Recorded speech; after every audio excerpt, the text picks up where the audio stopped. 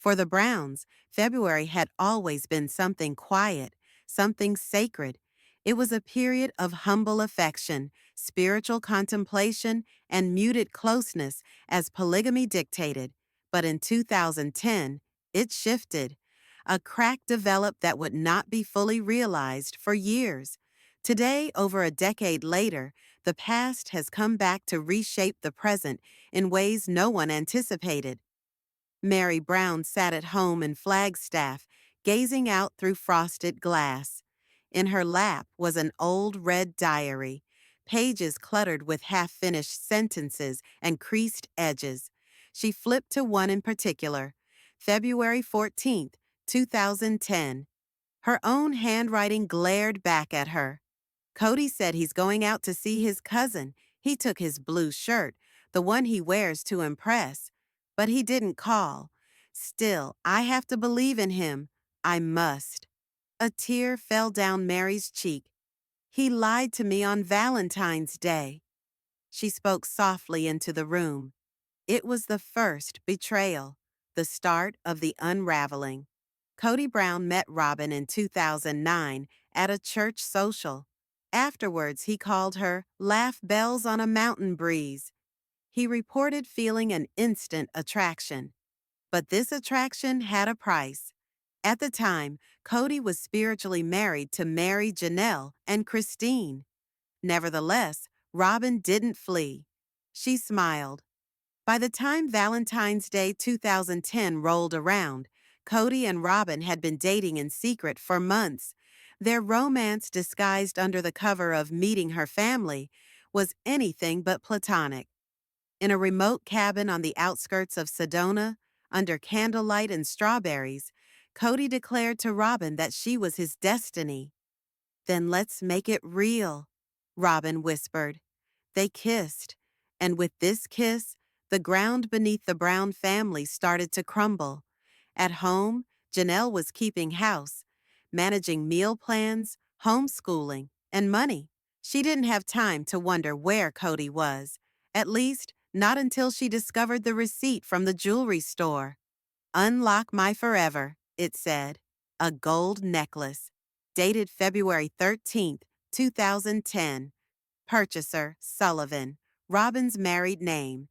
Janelle didn't confront him, but the seed was planted. Years later, she would admit in a recorded interview, "We thought he was busy with church. Meanwhile, we were raising his kids, and he was whining and dining her."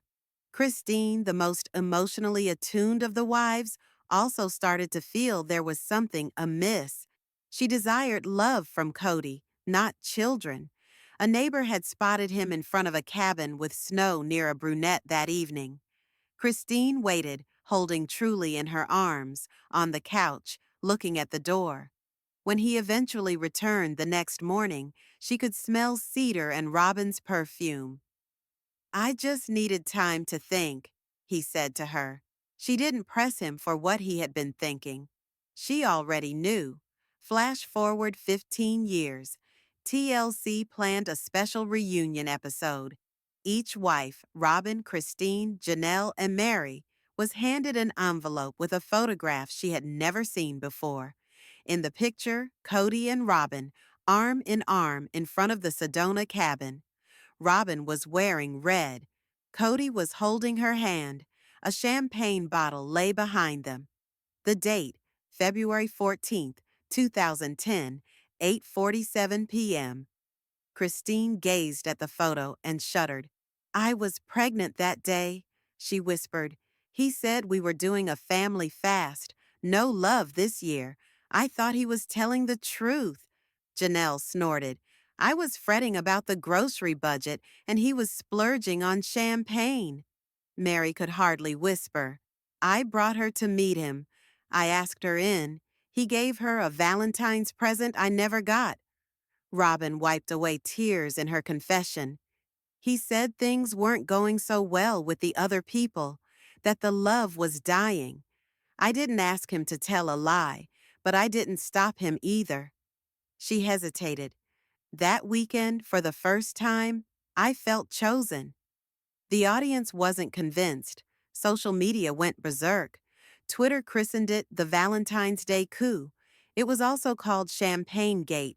Even one of Robyn's family members leaked an email she wrote to Kody on February 15, 2010. This read, "I understand you better than they do, but you must decide. I can't be the other woman forever." The grown-up kids responded publicly.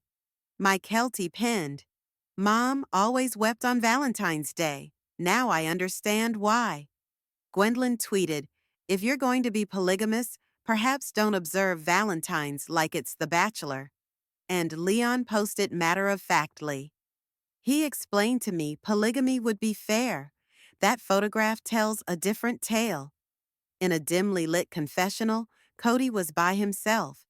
His eyes were older, weary, bitter. "I never meant to hurt anyone," he grumbled. "Robyn made me feel noticed. That night, my life had just started." "What about your wives?" the producer asked. "I had them before," Kody said impassively. "My future was with Robyn." February 14, 2025, TLC recorded one last family Valentine's dinner. A large table adorned in red napkins and heart-shaped biscuits lay under dim candles. Christine was first, poised and silent. Meri was next, inscrutable. Janelle wore black. Robyn, beside Kody, was pale and taut. No one said a word for 10 agonizing minutes. Then Meri got up. "There was a time this day meant something," she said, "until you used it to cheat." Janelle continued, "When we were housemaids, you introduced her like royalty." Christine's tone was icy. "You commandeered a holiday, and you commandeered a marriage." Robyn whispered, "I didn't intend to." But nobody replied. The drama from that evening spilled into the subsequent days. A week later, TLC crews came to tape a roundtable reunion featuring Kody, Robyn, and the grown children. It was to be a peaceful reflection of their common past. What ensued, nobody was ready for. In a Flagstaff conference room the color of beige, an unadorned oak table sat at the center. Robyn and Kody came first, obviously anxious. Kody's jaw was clenched. Robyn held on to his arm. Next were the children: Hunter, Mykelti, Paedon, Leon, Gwendlyn, Gabriel, Logan, each with their own pain, confusion, and anger. Janelle and Christine stood in the background, watching in silence. They had made their decision. It was time the kids testified for themselves. Meri, though, had arrived with something different, a revelation in her handbag. Gwendlyn interrupted the silence. She dropped a manila folder on the table. "I discovered this in Mom's storage," she said. "A printout of your emails during the courtship. I read them all. You lied to everybody." Kody's eyes flicked. "You weren't supposed to." "Emotionally abandoned us," Gwendlyn cut in. "You have any idea what it's like having your mom cry on Valentine's Day, knowing her husband is somewhere else, and not even getting to discuss it?" Robyn attempted to interrupt. "Things were different then." "No," said Hunter, swiveling his head back and forth. "It was lies. You used our family values to cover up what amounted to an affair." Leon stood firm, voice unshaken. "Do you recall saying that love is sacrifice? Was that sacred love?" Leon asked. Kody, shaken, nodded uncertainly. Not missing a moment, Leon tossed down another picture. This one, the notorious Sedona photo uncovered by TLC. "Is this what sacred is? Drinking champagne with your future bride while our mother sat alone, still hoping in you?" Robyn's voice trembled as she faced Leon. "You don't know how alone we both felt." Leon cut her short. "Don't make yourself a victim now. You smiled your way into our family and asked for silence in return." Then Meri got up. Her tranquil figure brought the room to a standstill. She slowly opened her handbag and drew out a bulky bound journal, weathered, handwritten, and long assumed lost. Its title, The Courtship Chronicles, 2009 to 2010. No one's ever read this, Meri said, not even my own kids. She turned to an entry dated February 10th, 2010. Kody said to me that if I really loved him, I would assist him in loving somebody else, that having Robyn come in would strengthen our family. Meri paused, turning forward. February 14th, 2010. He never returned home. I called him 7 times. No response. Later, he informed me he'd been praying by himself that night. I now know. He was in Sedona. Her gaze fell on Robyn and Kody. Your love was something you both took and used, and I will never forgive you for that. Michael T., the one who had previously stood up for Robyn, now appeared heartbroken. I hoped you loved us all, but you didn't just decide on her. You erased us to make it happen. Kody hunched down, his voice shaking. You don't think I loved you? I tried loving everybody, but it crushed me. Then Gabriel's voice, calm but biting. No, Dad, you broke us. You didn't even attend Garrison's funeral. You arrived late, with excuses. And Robyn finally reached her breaking point. Rising to her feet, her eyes blazing in desperation, she screamed, I was thrown into chaos. He told me the marriages were already broken. I didn't steal anything. I just took the love that was given to me. But the children did not believe her. From the other side of the table, Paedon said the last words in a calm, steady voice. No, you didn't steal it. You orchestrated it. The burden in the room was too heavy, even for the crew. Multiple producers were crying. Cameras ceased rolling. Kody and Robyn slipped out quietly, her sobbing echoing through the hallway. Kody glanced once back, making eye contact with his children, the children he emotionally left behind more than 10 years ago. No one turned back. In silence, Christine, Janelle, and Meri stood as a silent three of strength and determination. For the first time in years, they actually looked united. And what of the children? They too stood together, finally heard, finally speaking for the years they'd been silenced. But the aftermath didn't end there. Not long after, a leaked cameo video popped up again.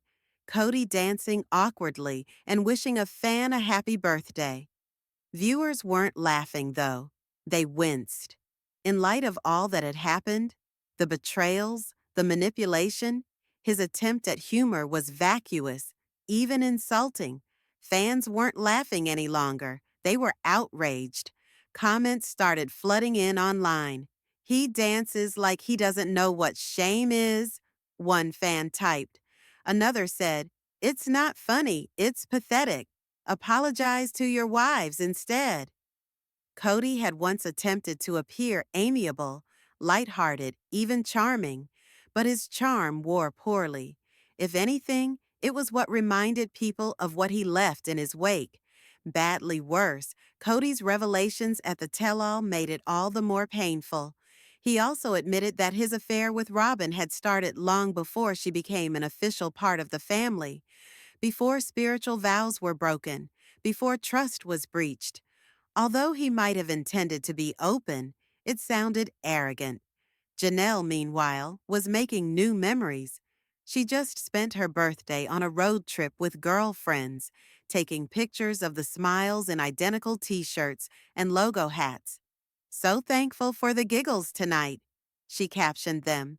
In the past, her birthday may have been a group celebration with all the Brown family, but now, her happiness was from genuine friendship, not polygamous duty or forced grins. Meri also has been thinking about what was lost. She had once hoped to have more children with Kody, but by season 4 he made his intentions clear. He wasn't interested. Even later, he admitted that he was glad that they hadn't. Having another child into our unstable marriage would have been unfair, he explained. That was more than just emotional space. It was one of several cracks that eventually caused their ultimate downfall.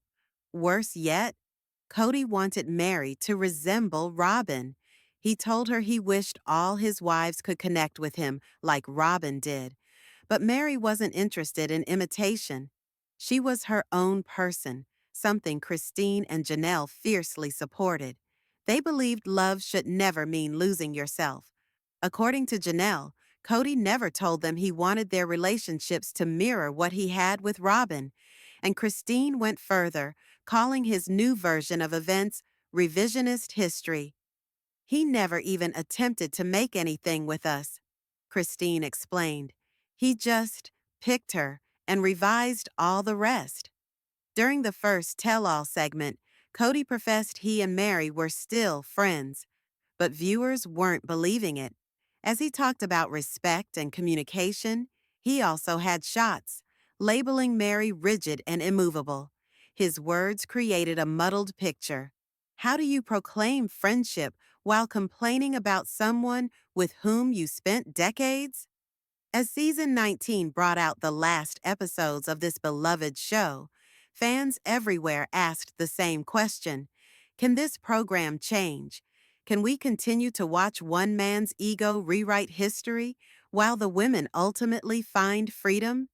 Season 19 was a soul-crushing crucible. Kody and Robyn held fast to a failing relationship as Christine, Janelle, and Meri emerged from the ashes of broken hearts to reclaim their lives.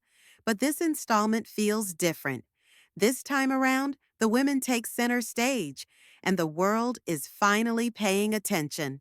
While the Brown clan struggled with the trauma of emotional collapse, physical displacement, and painful revelations, the landscape remained in flux with two signature events: Christine's joyful marriage to David Woolley and Meri's surprise relocation to Parowan and Utah. These were not just moves geographically or status-wise. They were symbolic ruptures in what remained of the Brown clan structure. And yet, much of this baggage never quite did appear on television in season 19's one-on-one tell-all. For years, the tell-all format has teased us with an unvarnished look at the family's realities, a moment for each voice to be heard. But what we got instead was something fragmented. Each of the family members interviewed separately with host Sukanya Krishnan, dishing out piecemeal insights with no real conversation with each other. Isolation presented as openness. This kind of style might be all that some can handle. Kody, for one, who has mastered talking in circles, never being able to say yes or no, and controlling the conversation without let-up. But for others, for people like Janelle, Christine, and Meri, made stronger for wanting to talk straight, it is a disservice. Their stories of pain, change, and depth, deserve to be more than tightly scripted monologues. Take Janelle, for instance. She survived one of the most painful losses any mother can experience, the devastating loss of her son, Garrison. She made another massive life decision in leaving for North Carolina to begin anew.